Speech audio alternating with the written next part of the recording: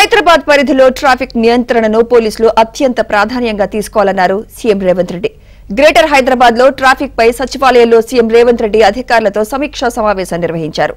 ఈ సందర్భంగా ట్రాఫిక్ రద్దీ అధిగమించేందుకు చేపట్టాల్సిన చర్యలపై చర్చించారు. ట్రాఫిక్ సిబ్బంది కొరతను అధిగమించేందుకు వెంటనే తగినంత మంది హోంగార్డులు నియామకాలు చేపట్టాలని అధికారులను ఆదేశించారు. 3 నెలల్లోగా ఈ ఏర్పాట్లు చేసుకోవాలన్నారు. వివిధ విభాగాల్లో పనిచేస్తున్న హోంగార్డులను వెంటనే ట్రాఫిక్ విభాగానికి తిరిగి రప్పించాలని ఆదేశించారు. వెంటనే ట్రాఫిక్ నియంత్రణ విధులకు వారి సేవలను వాడుకోవాలని చెప్పారు.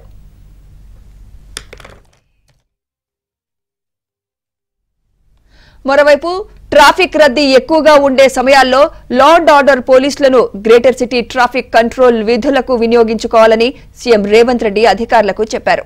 ఇప్పుడున్న ట్రాఫిక్ పోలీస్ స్టేషన్ల స్థాయిని అప్గ్రేడ్ చేయాలన్నారు.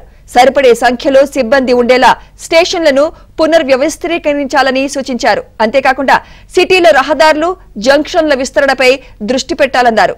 రద్దీ ఎక్కువగా ఉండే జంక్షన్లలో ఎల్బీ నగర్ జంక్షన్ తరహాలో సబ్వే, అండర్ పాస్, సర్ఫేస్ వే నిర్మాణాలు చేపట్టే అవకాశాలు పరిశీలించాలని రేవంత్ రెడ్డి సూచించారు.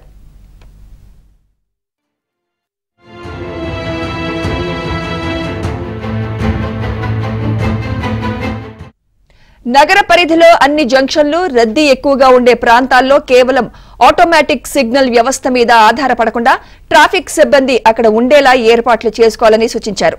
హైదరాబాద్, సైబరాబాద్, రాచకొండ కమిషనరేట్ల పోలీస్ అధికారులు, మున్సిపల్ జోనల్ కమిషనర్లు సమన్వయంతో ట్రాఫిక్ నియంత్రణపై దృష్టి పెట్టాలన్నారు. నెలకోసారి సమావేశమై ట్రాఫిక్ ఇబ్బందులు, వాటిని అధిగమించేందుకు తీసుకోవాల్సిన చర్యలను సమీక్షించాలని అధికారులను ఆదేశించారు.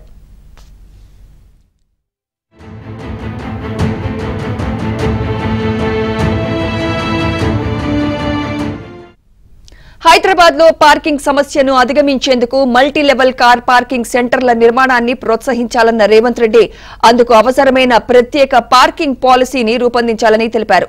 హైదరాబాద్ అభివృద్ధిని దృష్టిలో పెట్టుకుని భవిష్యత్ అవసరాలకు అనుగుణంగా గ్రేటర్ సిటీలో ట్రాఫిక్ నియంత్రణ, నిర్వహణపై సమగ్ర ప్రణాళికను రూపొందించాలన్నారు.